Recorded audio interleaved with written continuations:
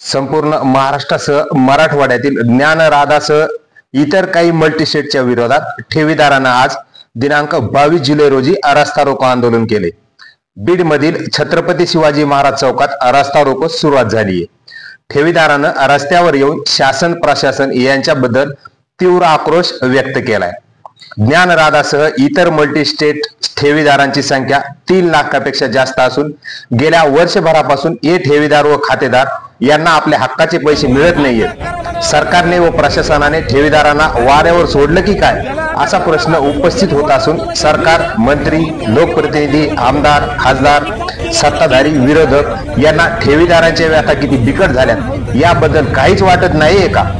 गोरगरीब, कष्टकरी, सेवानिवृत्त, ज्येष्ठ नागरिक, महिला यांच्या कष्टाचा पैसा अनेक मल्टीस्टेट वाल्याने घेऊन त्यावर ते ऐशाराम करत आहेत, तर दुसरीकडे ठेवीदार मुलीचे लग्न, मुला मुलींचे शिक्षण, दवाखाना आदीसाठी आपण बचत केलेले पैसे त्यांना मिळत नसल्यामुळे त्रस्त झालाय।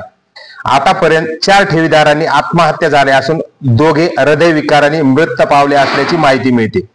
परंतु याचे मल्टीस्टेट वाल्यांना कसले सोयीसुतक नाही असे दिसते। या मल्टीस्टेट वाल्यांना शासन प्रशासनही पाठीशी घालतंय असा आरोपही होतोय। ज्ञानराधाचे सुरेश कुटे व अर्चना कुटे यांनी घाई गडबडीत एका पक्षात प्रवेश केलाय। अनेक ठेवीदारांनी पोलीस प्रशासनाकडे तक्रारी व फिर्यादी करूनही योग्य पद्धतीने त्याचा तपास होत नसल्याचा आरोप ठेवीदाराने केलाय। सर्व मल्टीस्टेट मधील ठेवीदार व खातेदार यांना वास्तव न्यूज मराठीच्या माध्यमातून विनंती आहे की आपण आपल्या हक्काचा कष्टाचा पैसा मल्टीस्टेट मध्ये अडकलेला आहे, तरीही आपण या पैशामुळे कुठलेही चुकीचे व टोकाचे पाऊल उचलू नका, कारण सिर सलामत तर पगडी 50 या पैशापेक्षा आपण व आपले कुटुंब अति महत्वाचे आहे। संसारात आपल्याला अनंत संकटांना सामना करावा लागतोय, पण आपण या संकटांना डगमगून न जाता सामोरे जाण्याची गरज आहे। म्हणून सर्व मल्टीस्टेट मधील ठेवीदार व खातेदार यांनी कुठलेही चुकीचे व टोकाचे पाऊले उचलू नये अशी विनंती वास्तव न्यूज मराठीच्या माध्यमातून करण्यात येत आहे।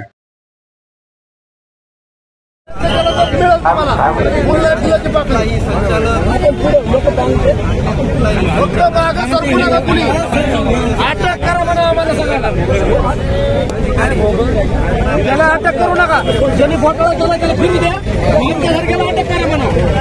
आम्ही पाप केलं तिथं टीव्ही